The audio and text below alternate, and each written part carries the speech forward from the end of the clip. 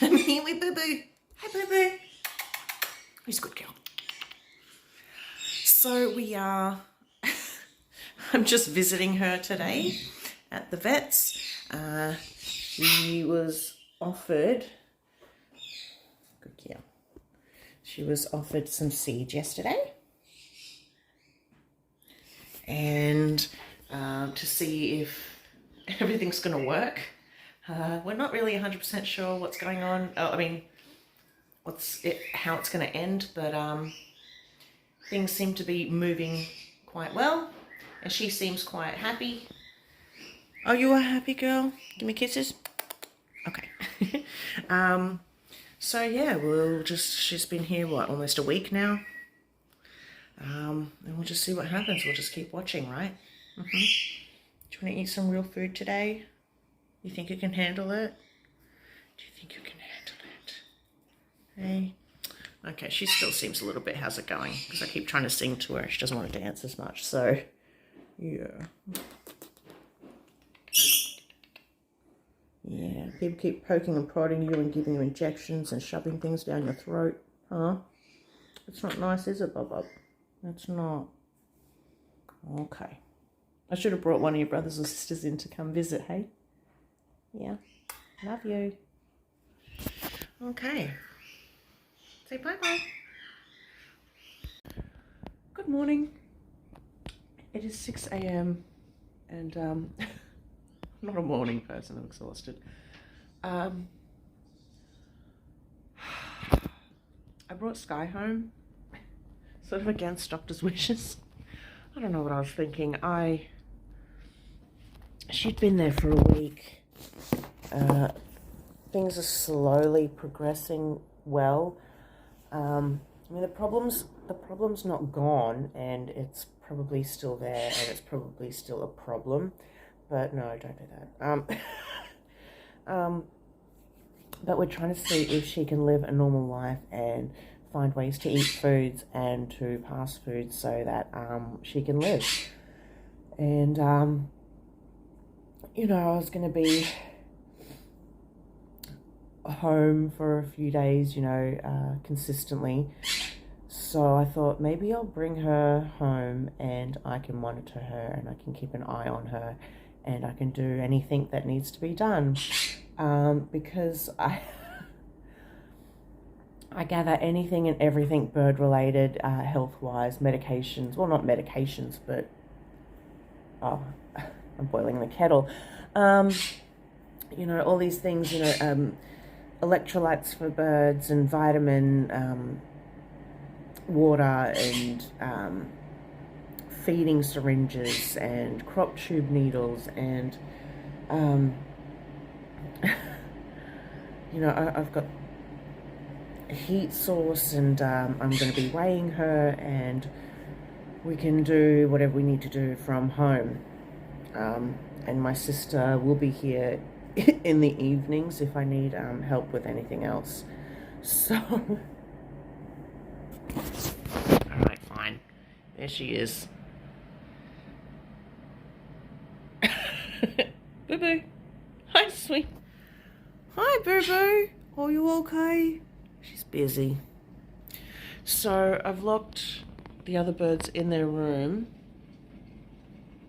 Is anyone even there? And I'm keeping her out here for now, just separated from everyone. I don't want her getting stressed or fighting anyone or having to do any of that stuff. I just want her to do her own thing. Plus, I've got the heat on here for her. Yeah. Oh, you... So, the plan is... let's see. So we have put pellets in here. Now she wasn't eating a lot yesterday. We tried her on pellets for the first time yesterday, and I really should have left her at the vet's for a few days to see if she can tolerate it without any problems. So it was a really bad idea for me to bring her back at this stage, not knowing what is going to happen with trying to feed her pellets. Because for the first few days at least, I don't know, it would have been at least 3 or 4 days where she was just being fed a liquid diet. So mostly just baby bird food with a syringe, and not just putting it in her mouth, but all the way down into her crop. So that way, you know, she's not inhaling anything. It's straight into her insides, and hopefully it can pass through past the obstruction. And that seemed to be working okay. So then we tried some basic budgie seed, and we mixed that with some oil, paraffin oil, to help it go down easily. Amidst all this, we were doing a special oil mixture to help things pass through her body. Are you okay, boo-boo? You look fluffy and chunky as always. So we need to weigh her.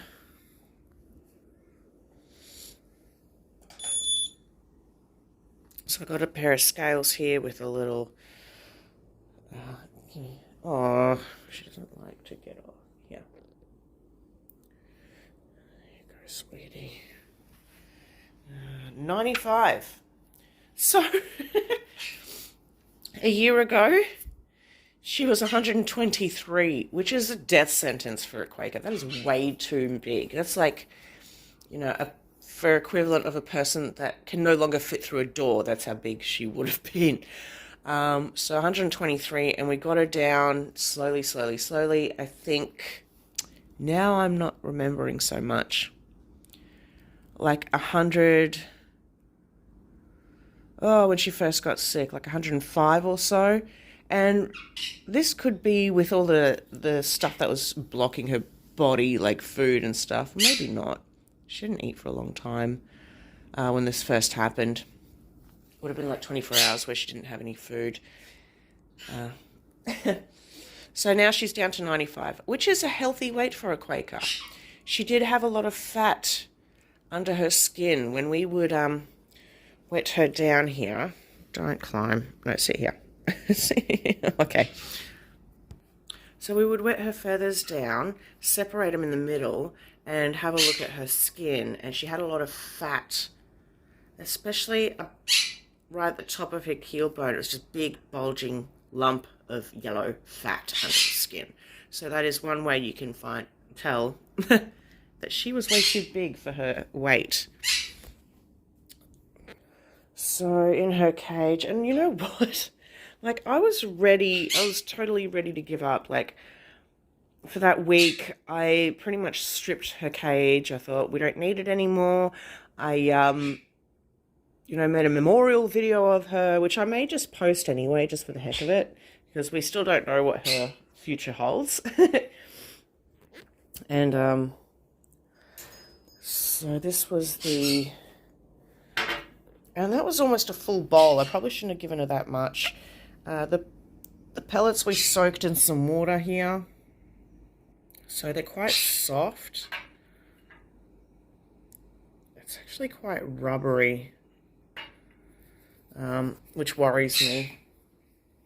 The seed was nice and oily, and because even though it wouldn't go down to a perfect mush, I feel like it was slippery enough to go down through her system. But with the pellets, they get clumpy and clunky and doughy, which concerns me. But we did seeds for a couple of days. We did do seeds for a couple of days, and that seemed to be okay. That seemed to work for her. Do we have that here? What did I do with your seed mixture? What did I do? I didn't have all your stuff.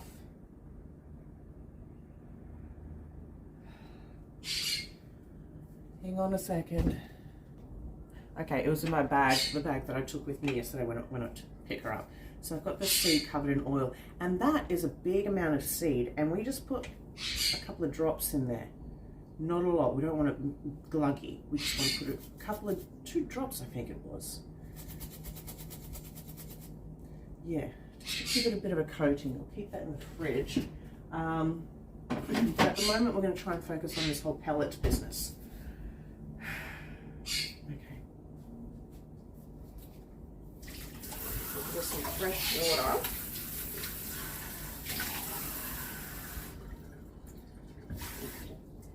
I want to make sure she's drinking enough water to loosen everything up.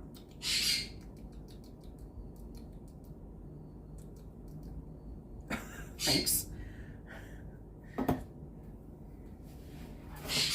Because that first day when I noticed her that morning, I didn't show any of that, did I? I just panicked and was like, off we go. It was like half a handful of pellets that she had eaten in her crop and then just brought it back up because there was nowhere for it to go. It's freaking scary. The good thing is she was so overweight that without being able to eat, she wasn't going to starve to death. She wasn't going to waste away. She had plenty of reserves, so that was lucky, wasn't it, honey? So I'm going to soften up some pellets here.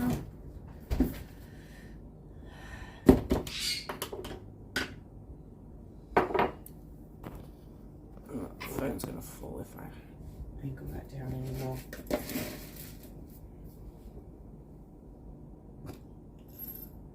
You know what, I don't want to give her too much because then she tends to gorge. Like I was saying, she wasn't eating that much while she was in hospital. When I brought her home last night, she just kept eating. It was like 2 or 3 hours of just constant hum, hum, hum, hum, hum, hum, hum. I don't want her to gorge. So I'll do like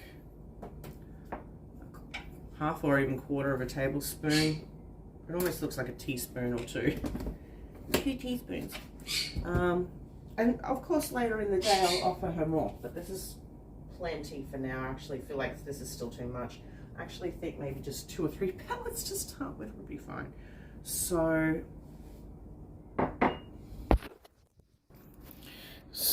I've just put some pellets in water. Let that soak, let them swell up a bit. I haven't offered her any fruit and vegetable at all during this whole process. And because she's not getting any, I'm not giving any to anyone else either. I am giving the others a little bit here and there, like a green bean and a slice of cucumber or something, but nothing too special because I don't like giving everyone something when she is suffering. So I have a cucumber here. Let's see if she wants to try a bit.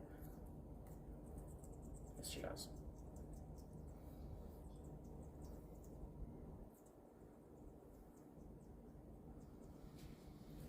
Yeah, it's been a while since you've had fresh fruit and veg. And it's rare that some birds, don't really like them as much as others, so she's really good with that. I don't want you to eat the skin, really, but...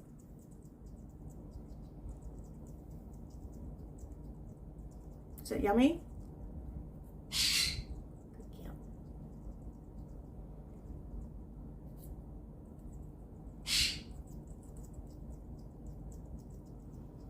This was probably not something the vet would recommend me to.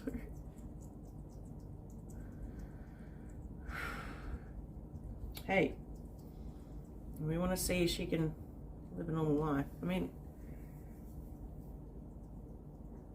if needed, he's saying, they say that she might just need to be, if she can tolerate pellets, then she'll have to be on pellets for the rest of her life and nothing else. If she can only tolerate the oily seed, then she can eat the oily seed for the rest of her life and nothing else. I'm like, oh no.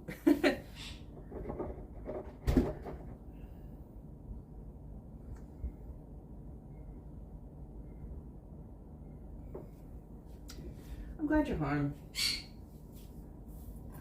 For those first few days, it was like I just dropped her off there and she had no idea where she was, what's going on.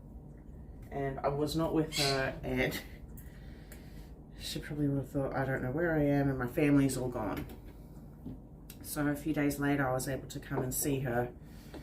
I was so happy that she could see, I'm still here with you, I'm still here, Now you know what it's like to go to the vet.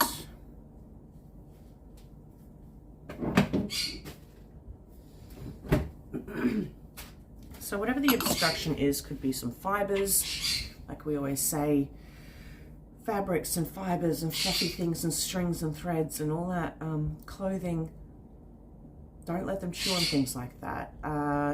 In fact, yesterday when I went to pick her up, a cockatiel had showed up that had the colourful rope spiral, the boing, the perch, and they pulled a big clump out of its crop, and it was all, you know, the colours of the rainbow. Like, you can tell 100% it was one of those rope perches. Very common for cockatiels to get that. They love to chew and swallow fibers, so you've got to be careful. And whatever this obstruction is, it could be something like that. It could be something she's eaten, chewed on, whatever it is. And it may have been in there her whole life. Well, not her whole life, but for years and years. And maybe it's calcified, like, you know, your body will create a calcium cocoon over things that the body doesn't like to protect the rest of the body from it. Yeah. She's gotten into a lot of naughty things. So I'll put this in her cage and I'll put her in her cage. Let her rest for a little while longer. And she looks good, but as we keep saying, there's a preservation reflex or the masking reflex where they pretend to be okay. They're very good at it. Their bodies can trick us into believing that they're okay to avoid, you know, predators looking at them like the weak one, and the flock just not reject them, because, you know, the flock will be like, oh, there's predators out there, don't eat me, look at this one's sick. So they hide it from their flock and they hide it from predators. And when you can see signs that something's wrong, then it's very serious, like it's almost too late. And I definitely noticed that with her, very close to the end. Right, booby? Okay. I'll put her back.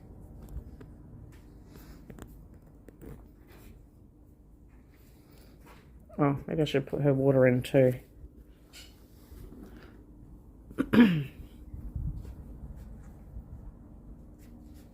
Are you sure you're not thirsty? No.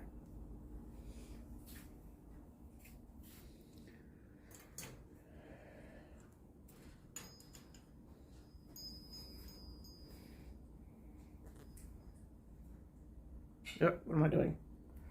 Trying to find, yeah. So I've set that up for her. Ouch. I should clean the cage a bit. She doesn't want to go, she doesn't want to go in.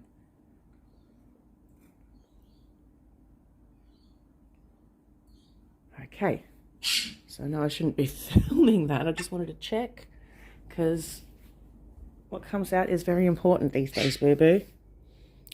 It looks quite normal to me. Should I show everyone? Alright, we'll show everyone. Gross, but that looks very normal. I'm very happy with that. Good girl. Cool. Alright, so I'll let her chill for a little while, and I'll clean out her cage so that I can see what's coming and going. And I know what's today, what's yesterday, what's not.